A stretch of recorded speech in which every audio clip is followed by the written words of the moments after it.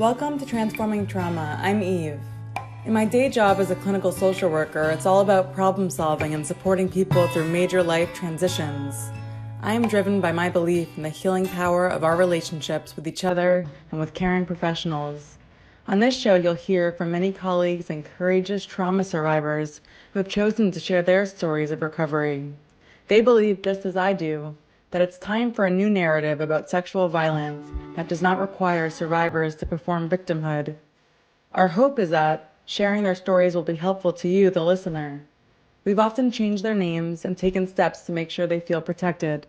I'm humbled by the opportunity to host them and hope you'll hear yourself in these conversations and realize you're not as alone in the struggle. Maybe it'll inspire you to connect with someone you love about your own recovery. Transforming Trauma is presented in partnership with Rachel Grant Coaching, and more resources can be found at rachelgrantcoaching.com. Now on to the show.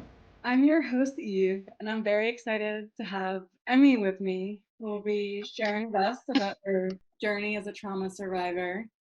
First, I'd like to tell you a little bit more about Emmy. Emmy's a trauma educator who helps survivors own their truth, reject shame, and believe that healing is possible. She is a writer, speaker, and leader of the Blooming Forward community on Instagram, where over 10,000 people across the globe come together to learn, connect, and grow. Emmy is a survivor of verbal, emotional, physical, and sexual abuse from her 3-year-long relationship with a narcissist.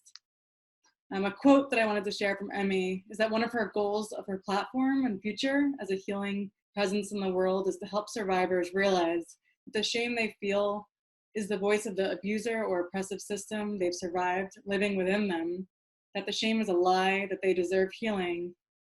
And with that, I am beyond grateful to speak with Emmy today. Yay, thank you. That was lovely. It's fun to be introduced. All right. Yeah, so thank you for having me. I'm so excited to be here.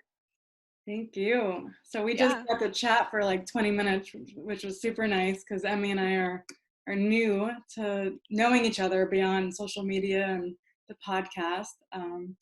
So do you want to share how you discovered Transforming Trauma before we? Yes, I would love to. So this was very exciting to be offered to be on this podcast because in early or late 2017, so almost 2.5 years ago, I was on the hunt for trauma resources and feeling like there weren't really many as far as podcasts and social media, and I didn't even really know a lot of books. And so I was just searching Apple Podcasts, and Transforming Trauma and the Rachel Grant podcast was one of the only ones that I could find, and it was awesome and totally started my journey as far as kind of survivorhood. And I was already, I had begun therapy for PTSD, but I don't know, it was just a different experience to hear survivors sharing their stories and talking about kind of transformation instead of just healing or a mental illness. It was more of a transformative soul work kind of thing. So yes. I'll obviously share your blog and your Instagram handle with your show notes, but it's so powerful to read your writings about post-traumatic growth, which is a term that unfortunately I went most of my recovery not knowing existed, which is, I don't think the field of positive psychology is that new. Striking that would be a term most survivors aren't aware of. Yeah, totally. And I don't even really know a whole lot about post-traumatic growth. It just totally resonates with me, just those words. It's instead of post-traumatic stress disorder, it's that, and what are you going to make from it? How are you going to grow? So I really like that phrase. You reminded me of something I wanted to name, which is that I'm sure folks who are listening might resonate with a lot of what we're talking about, but also just to remind ourselves and everyone that we all heal differently, and not everyone does connect with that term, and everyone has different stories. So I know that Yeah. It's excited to hear what's helped you get to this point of being able to talk openly. It's such a privilege. So with that, I'd love to start a little lightning round. Yes. My version of that is you first. What's something that's been an inspiration to you lately? Yeah, so right now I'm reading the book Women Who Run with the Wolves by Dr. Clarissa Pinkola Estés. And it is so amazing. And I know a lot of people have read it.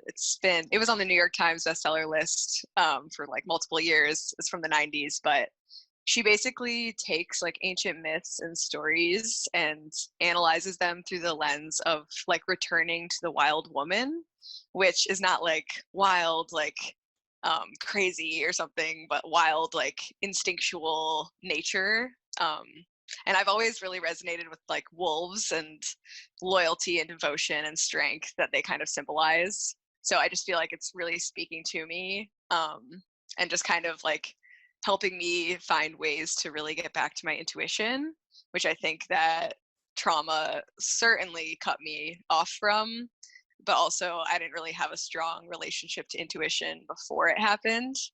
But now it's like I have a whole new framework for looking at intuition and instinctual nature. So highly recommend that book. It's definitely written for women. Yeah. Yeah, But it's one of those things I always laugh. Like once I've heard a recommendation 3 times, then I'll get the book or listen to that podcast. Yeah. So I think that's Same. at least a third. So it's time. Yeah. Multiple people have said that to me this week as I've been posting about it, and I was the same way before I bought it and read, like I'm reading it too. Yeah. So yeah. On the topic of intuition, we weren't planning to record by video, but I've been self-quarantining here in my first pandemic. Brené Brown coined, it is our first pandemic, so I think we have to give ourselves permission to. I was a little last minute in suggesting, can we do video? It's just so nice to connect face to face when I think we're feeling more isolated than ever before. And totally appreciate the intuitive kind of yes that came, I think, from both of us today. Yeah, it gave me an opportunity to like get dressed a little bit and like try, It's nice. I love that. Yeah, I haven't worn earrings in like a long time. I thought my holes closed up. Yeah, nice. Oh, feeling fresh. So, number 2, what's a common myth, Emmy, that you'd like to dispel? Yeah, so something that's been on my mind a lot recently is the myth that kind of it's a choice to dwell on the past. And this is framed often from the lens of like mindfulness, of like only the present is real, which I believe is true. However, if once you understand how trauma works, you realize that the past lives on in the present when you have post-traumatic stress. So I think a lot of these statements of like focus on the now only, or like positive vibes only, like don't focus on the pain and you'll be healed, they come from this intention of wanting to set people free. And that might work for people that don't have post-traumatic stress disorder or another form of something, trauma, baggage, whatever. But if you're kind of struggling with the past haunting you all the time, like that's just going to make you feel worse. I think it makes me feel worse when someone's basically saying, get over it. We don't want to hear about it. Focus on the present. So I just want to let people know that, if they hear things like that and feel bad about themselves, that they are not able to let it go. Nothing's wrong with you. And, you don't have to let it go. You can be safe with your experience that you're having.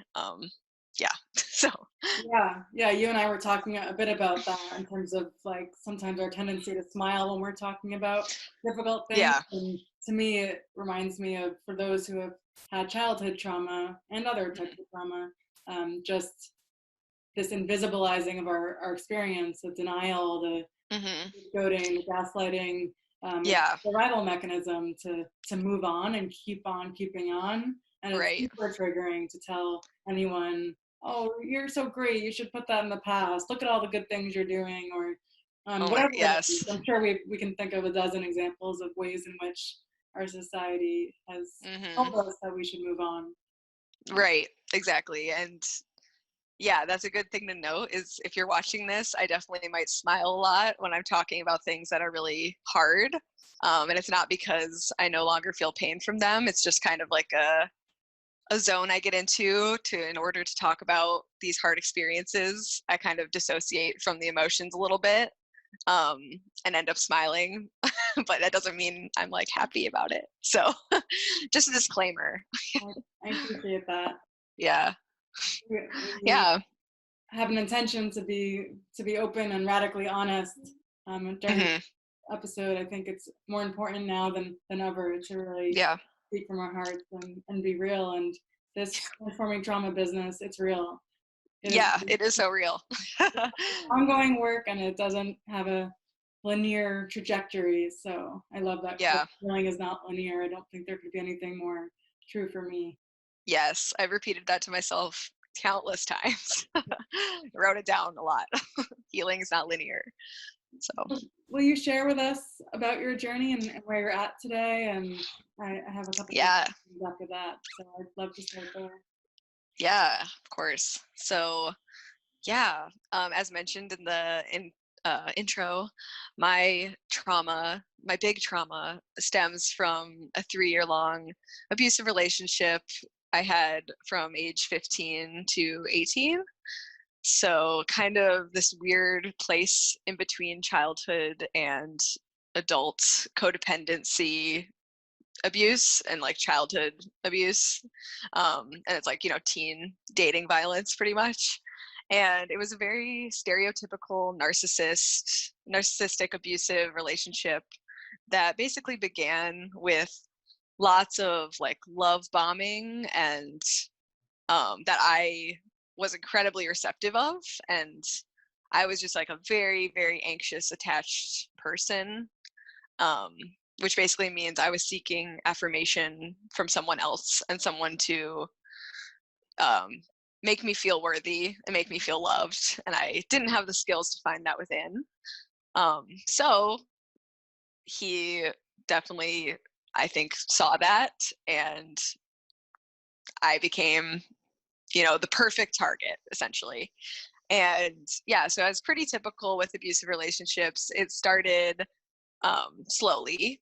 And I think there's a big misconception with people that have never been in abusive relationships that the abuse is really loud right away and it's really obvious. And it's just kind of not how it works.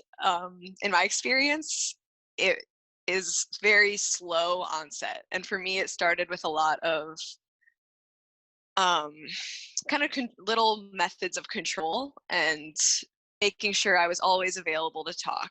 And that being some form of like love is like, oh, you always need to talk to me. And just basically not having my own personal space or really privacy. And lots of like coercion and manipulation to get me to like break the rules and like sneak around and lie to my parents. And just basically do things that I was not comfortable with. But I thought, oh, like he would make me feel like it's cool, or like I'm a big baby if I didn't want to like break the rules. Um, and I couldn't see it as like someone was taking advantage of me or trying to manipulate me. I just thought like, oh yeah, I am just this weak little girl. Like I need to do cool things. And over time, the emotional abuse really escalated to being like gaslit, which for people who aren't familiar, gaslighting is when someone makes you basically question the nature of your reality. And like if you kind of react to them calling you names, they're like, oh, I never said that. Or like, oh, you need to get over it. Like it's not a big deal. And basically deny your reality exists. And it sounds crazy because it is. But it's very scary and it's basically a form of brainwashing. So it got to that level where I really thought I had a mental illness of some kind that made me really depressed, really anxious all the time, while this guy was constantly calling me names, bringing me down, ridiculing everything I did. I was like, oh, it's my fault. Like I'm the one that's bringing this about. If I could just be better, he would stop. Um, Yeah, and it's really, it's hard to summarize this, but I want to kind of hit like all the different kinds. So that was some of like the emotional abuse that basically got my self-worth to zero. Like I thought I was just completely worthless as a human. And I thought everything he said was true. Um, and then yeah, there was lots of like sexual abuse, which took me a while after the relationship ended to name, because I think growing up, at least for me, and probably a lot of people relate to this, I never knew what consent was. The only sex ed we got was, wear a condom or don't have sex. There was no like how to navigate the emotional realm of sex. Like there was none of that. And I know some people might get that from, church groups or other organizations or something, but like just the public school system didn't have any of that. So basically like he got me to do lots of things sexually that I was very uncomfortable with. Um, and including just like losing my virginity within 3 months of dating when I was 15, after we'd barely kissed before, so stuff like that where it's like I wasn't ready, I wasn't interested, but it was just what you did. Like I just thought to be a good girlfriend, you did things you didn't want to do. Um, and I thought it was normal to have sex with your boyfriend every time you saw each other and hide from your parents in the basement. And I just over time really associated sex with fear and pain. But I told everyone, or all my friends, I made it seem like I was very cool and mature and had this like wild life that no one knew about, or, my friends knew about, but it was like, I don't know. It's just like this deep denial. So I think that's why when it ended, I didn't really understand it was sexual abuse, because I thought I was into it. I was like, oh, I bragged about that. I thought it was really cool. But You felt to the like heart, you felt like it was from a sense of an empowered young yes, woman. right. But it's like, if you're in an empowered position, you're not going to associate sex with fear and pain and dissociation. So it's really just an interesting way to see how like your mind will create a story to help you survive. That story being, this is cool and we like this, when your whole body, emotions, soul, heart, everything is being crushed. Your mind can keep you alive by acting like we like this.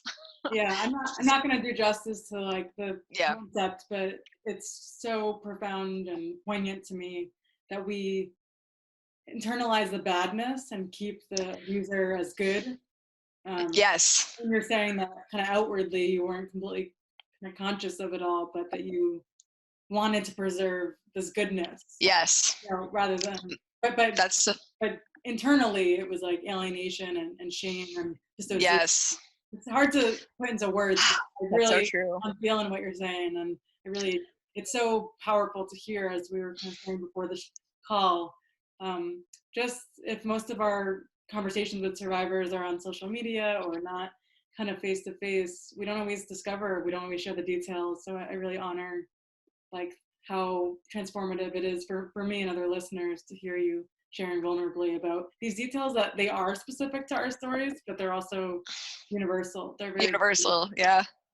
Yeah, that's such a great point. And I think that kind of internalizing the badness and keeping them as good, for me, leaked into every part of our relationship.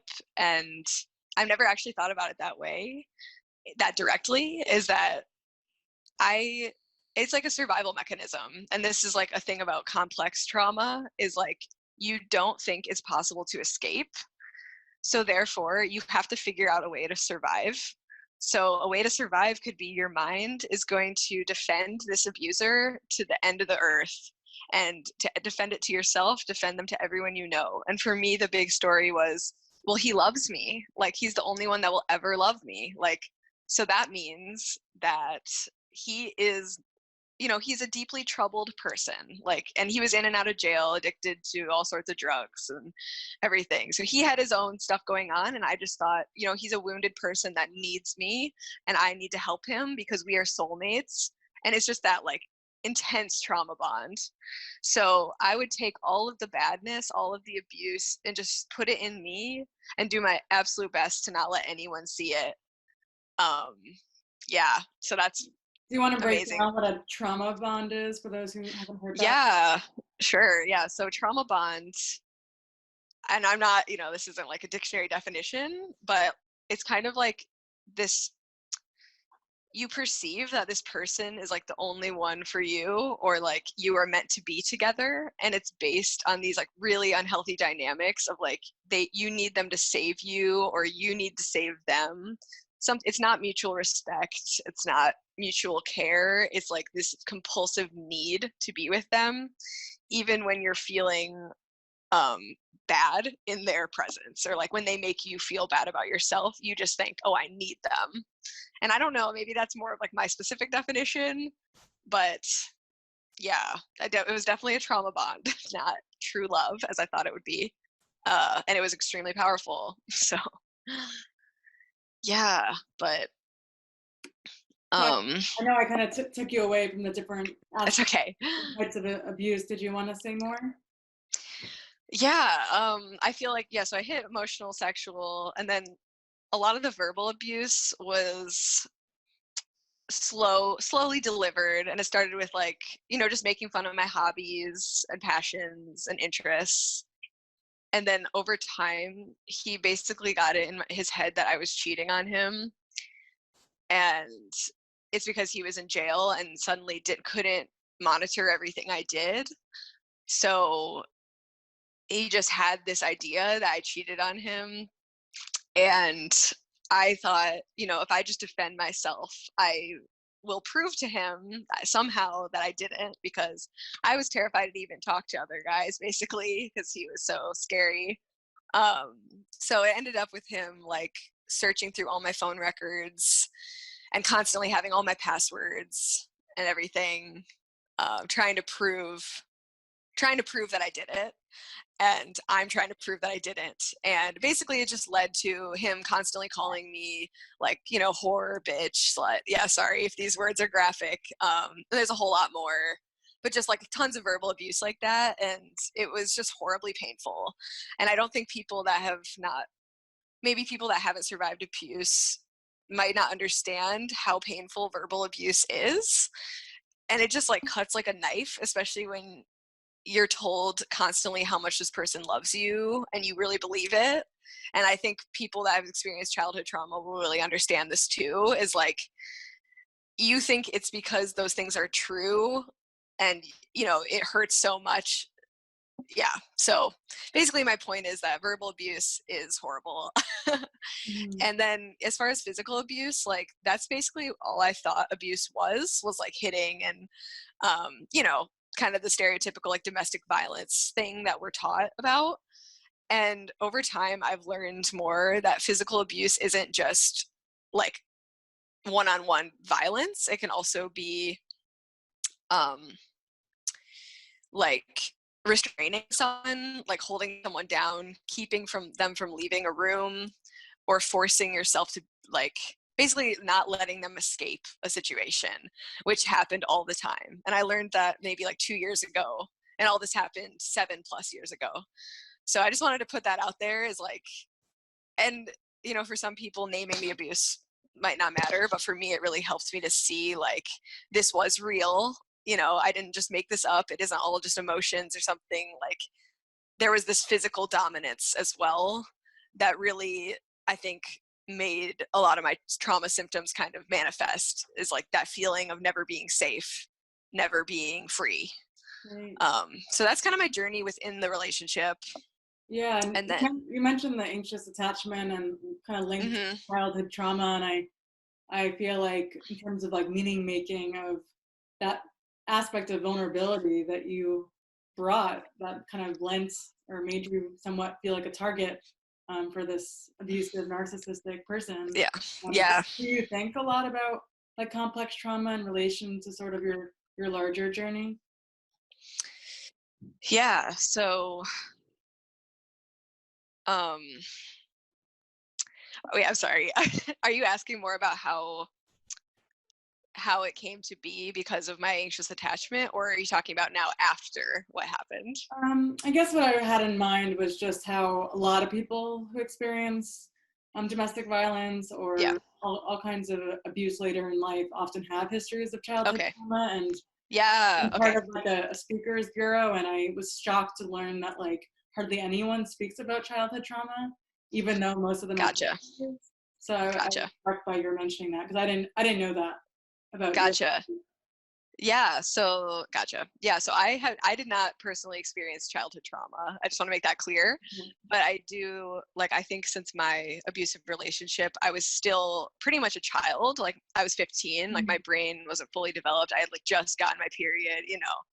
I was basically a child. So after it ended, there is this, like, if you don't process what happened, which I didn't at all, like I completely ran from it. And I talk about this a lot, is like my whole thing was escape, and like I'm never going to feel that again, which makes so much sense. Like, it was so awful that once it was over, I was like, nope, I'm done. And basically what happens, I think, for a lot of people and for me, is you repeat the cycles that feel the most familiar to you. So if that is someone is abusive, you might very well repeat that by attracting another abusive partner. And it's not because anything's like wrong with you or you deserve it at all. It's just like that's what is familiar to you.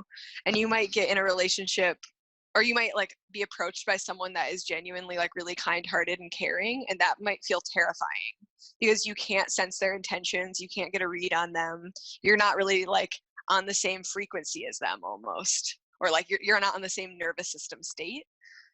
So it's almost easier to be with someone that's dysfunctional and might lead to another abusive relationship. So I think that's what it kind of happens a lot, is if you do have childhood trauma, you're kind of set up to have that low sense of worth and then attract someone that's going to reaffirm that.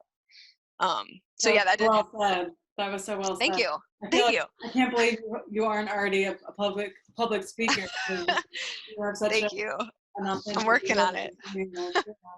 I really appreciate that. What sorts of practices have been healing for you? I'm excited to know that Tara Barak is one of your Totally. Yeah. Right? She is one of mine as well. Oh, I love her. Yeah. So Tara Barak is a meditation teacher, mindfulness leader, and also a psychotherapist, which is just like the dream to me, because I'm like, I love spirituality stuff. I love psychology, and so she gets it. But basically I used to really gravitate towards mindfulness when I was starting to find my healing practices about 2 years ago, and I read like The Power of Now, which is a great book, but it's very cut and dry of like the now is all that exists, which is kind of what I was talking about earlier. And I think for a lot of people that's really helpful, but for me it kind of like was this nice thought to have, but I couldn't actually implement it. So Tara Brach's practice of radical acceptance that I read the book about, it's called Radical Acceptance. She talks about adding compassion to mindfulness. So basically when you have like really strong emotions come up or thoughts, being mindful means to be aware of them and to not identify with them as much as you can, to kind of see, you know, I'm feeling a lot of fear right now. I'm aware of that. And depending on how much work you've done, you might be aware of even why, like, oh, I'm triggered because of this. And even if you can't sense why, once you start learning more about trauma, you can sense, oh, I'm triggered. You know, my nervous system's increasing and I'm mobilized. So you can be mindful of it, but without compassion, it's kind of like, yeah, I know this exists. Now what do you want from me? So the compassion piece is kind of looking at that symptom or emotion or thought with the lens of, it's okay that you're here. It's not my fault that this is happening. Like, it's compassion for yourself. And for me, it's a lot of compassion for my body, and how I view is that my body is doing everything it can to take care of me. And sometimes that is triggers and fears that really don't serve me and actually hold me back from, you know, what I really want to be doing. But I try to view it with compassion instead of resistance or hate, you know, because there's a lot of like self-hatred I've experienced of, what's wrong with me? Why am I not normal? And instead viewing it as, it's okay that this is here. Maybe I can sit with it and let it be here, see what it needs to say, and just kind of send love towards it, as counterintuitive as I might seem, to like send love towards shame or something. but it's more of this way of like, thank you for trying to protect me. I'm good. Like, I know I'm safe, coming back to affirmations of like, I know the future, or like, the present is different. So basically just I try to practice those things a lot. I know that the topic of forgiveness for most trauma survivors, especially complex trauma, is super charged and complex. So we won't go into that entirely for this conversation, but I did notice the compassion you sort of used and describing your perpetrator. I think you called him an abuser. Is that right? Yeah. Yeah. So just in terms of the range of emotions, I think when I think of mindfulness, I think of like allowing anger. Like I didn't actually feel angry for a long time. Yeah. And so then to see that self-hatred and anger released into like where it belongs and being okay with so that. True. You don't have to be so true.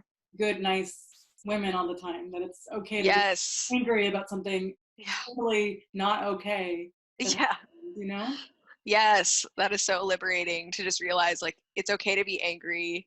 And I actually just posted something about that I got from Women Who Run with the Wolves that I'm kind of learning right now is you don't have to be nice. And we're kind of taught to be nice all the time, especially as women. And that's not even the same as kindness. It's like just this universal niceness that you're going to show to people, even that you don't respect or agree with. And basically that just leads you right into the arms of the first person that knows how to take advantage of your niceness. So kind of like reclaiming our ability to fight back and stand up and be angry. And a lot of people commented on that, and they're like, yeah, I really resonate with that anger, and so much of it is towards myself. And even that is valid to feel angry towards yourself, but I do think, for me at least, it is like this kind of misguided attempt at like, it's too scary to be angry at the abuser almost, even if it's, for me, it's over 7 years ago, and it's still terrifying for me to imagine really standing up to him. And it's so much easier to just get mad at myself. So just kind of, that's almost a thing to be mindful of and be like, okay, what is this anger really about? And, for me, I let it go by writing and just like writing my heart out. And I know some people, will burn the note or something. But just finding ways to let yourself release your emotions is definitely a big practice for me. So, yeah. Thank you for sharing that. I know that was a little You're welcome. A segue. You've already started to speak a lot about how your past influences who you are today, including your practices, which I'm sure you've collected a lot of different resources and practices, especially in the spiritual realm. So I'll have to have you come again and we can dive into it. I'm super excited to talk more about Tara and other practices. Yeah. But for the sake of today's conversation, how would you describe how your past influences the work and mission you have in the world?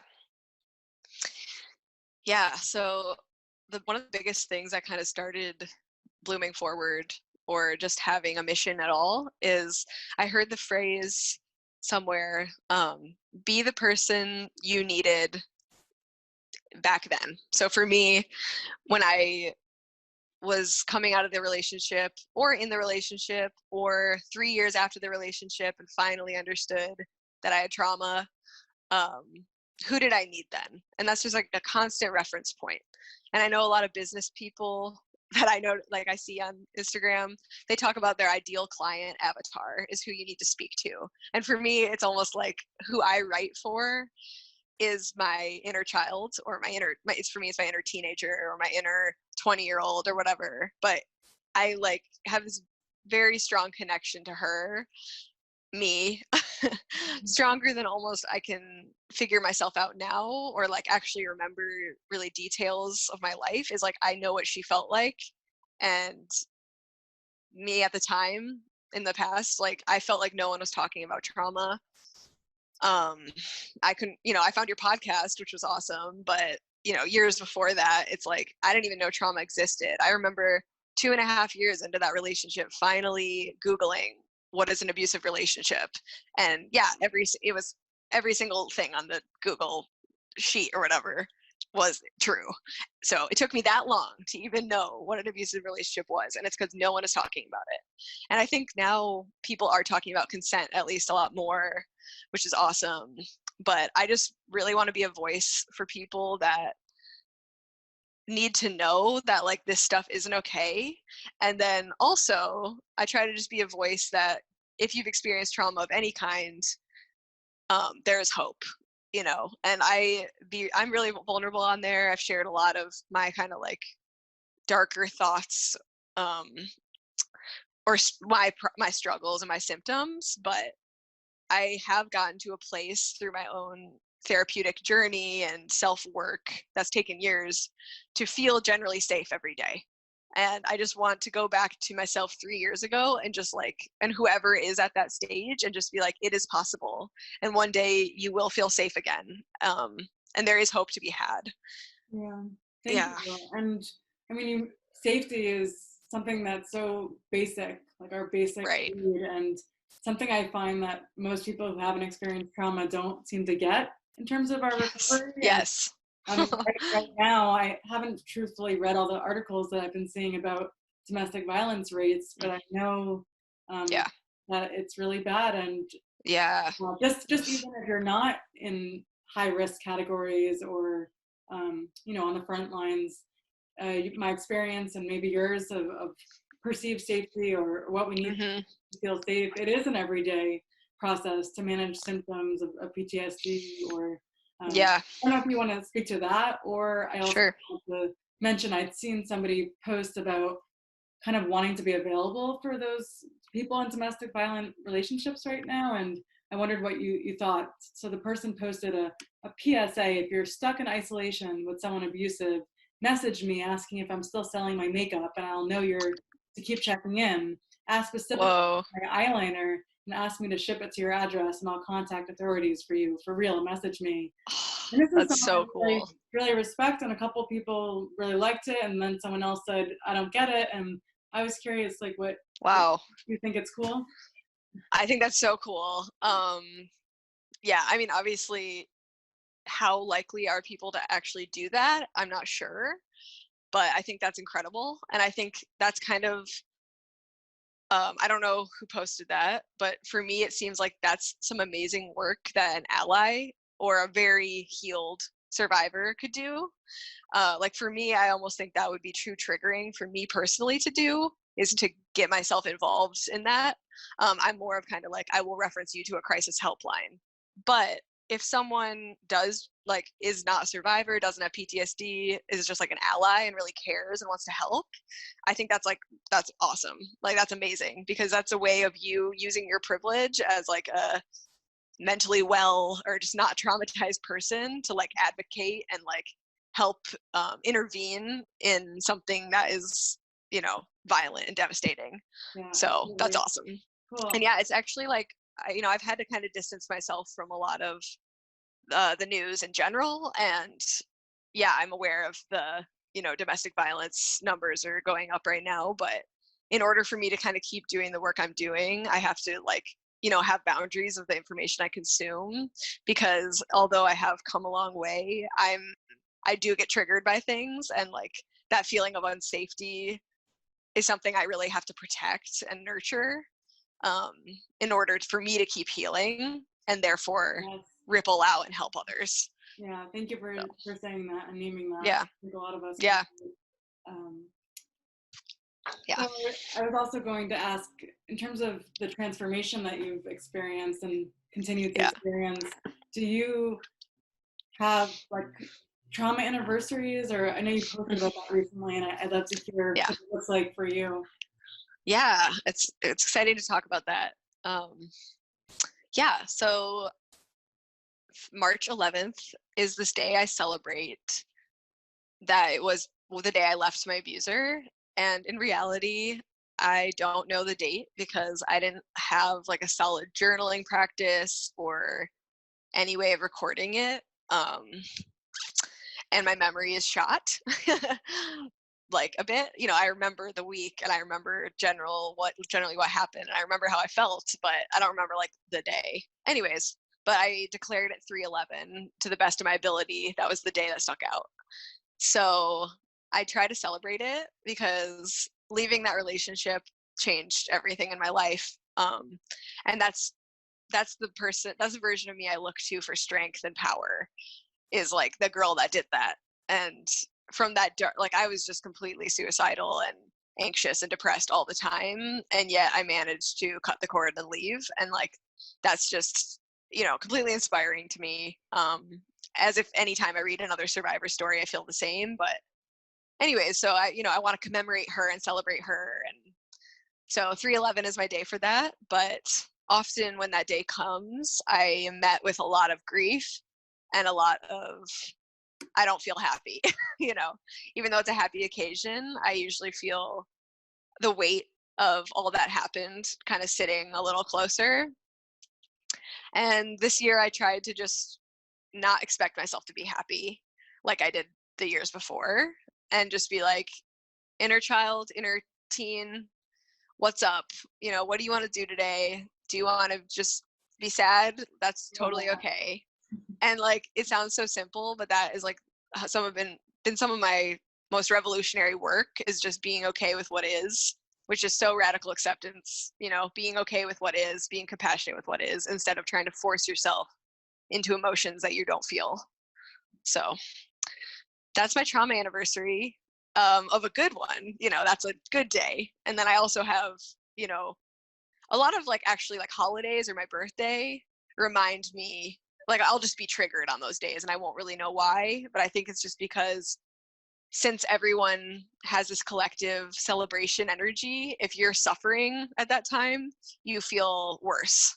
So I think I have that a little bit in my subconscious, is like especially the holidays like Christmas and stuff, I usually feel really down and I have no idea why. And I think it's just everyone's so happy, and like I was this depressed teenager. Yeah, that's so real. And I yeah. often think of people celebrating recovery milestones, Yeah. like addiction, and of course, Yeah. mutually exclusive types of recovery. But it's really refreshing and empowering to hear about you reclaiming like trauma anniversary is, and acknowledge that there are times of the year and maybe milestones and moments which are impacted by trauma and the grief, that a lot of folks who don't know trauma don't get what the association is between grief. But like you said, you were like a young person. You were in this horribly abusive relationship during like a time when you were developing your brain and yourself. And now, like you were saying, being vulnerable to other things in your adulthood and other maybe relationships that weren't what you deserved or what other survivors deserved. There are lots of losses and chunks of time. So there's obviously a lot to celebrate, and you were just completely extraordinary. And I am just like so grateful to have connected with you.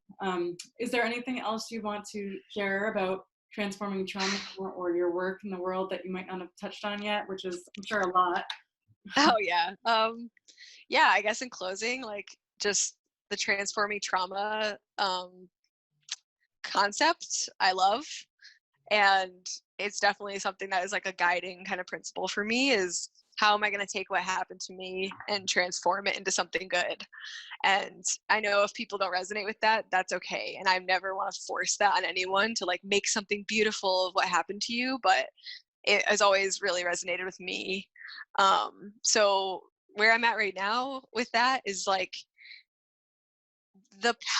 being a survivor. I think for so long to me that meant victim, is like something bad happened to me, I was weak, I wasted years of my life. It's devastating, and it is. But eventually, like with healing work, I've gotten to this point of survivor being this term of almost a warrior or a rebirth, a phoenix, like all those kind of symbolic ideas of just like being down to the ashes and then like so much immense power to come back from that. So when I'm feeling discouraged, or if I need motivation or inspiration to keep going and advocate for myself and others and do the work, like I just try to remember how powerful that was. And that kind of kills the shame a little bit for me, is like, there's nothing to be ashamed of. It's not your fault this happened to you. And there's so much power in you, and there's so much power in all of us, you know? So. Well, shame can't survive in the darkness. And You are clearly a warrior sister of mine, and I'm Yeah. so proud of the work Yes. you're doing and the Thank you. You too.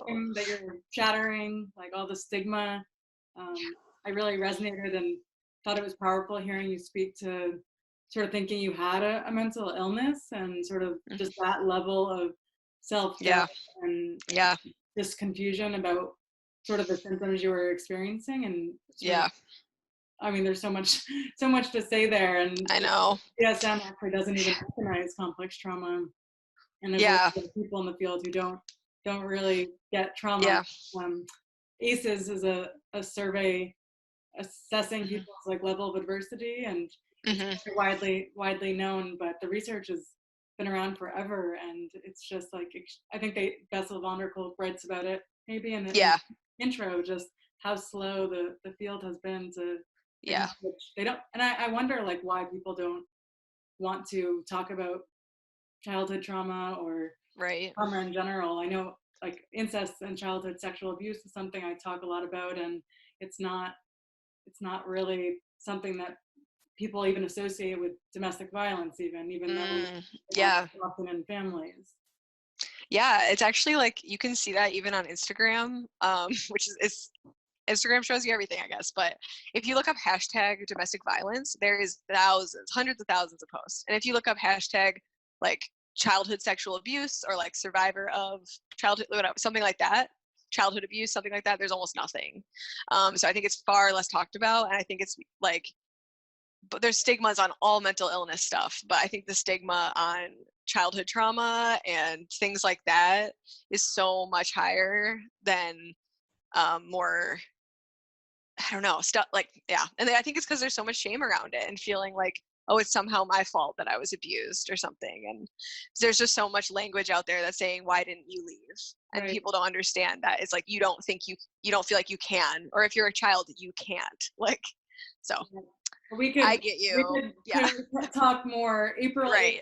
Sexual Assault Awareness Prevention Yeah. Month and Child Abuse Awareness Month, and probably many other sibling awareness Yeah. months and a ton of other Yeah. things that people are celebrating. And right now, we're in a pandemic, and I definitely want to make sure I celebrate the survivors in my life, and Yeah. you are one of them. So thank you for Yeah. making this day and week and month something that I will remember. So I hope we can Oh, I'm continue honored. the conversation. I And know. This was amazing.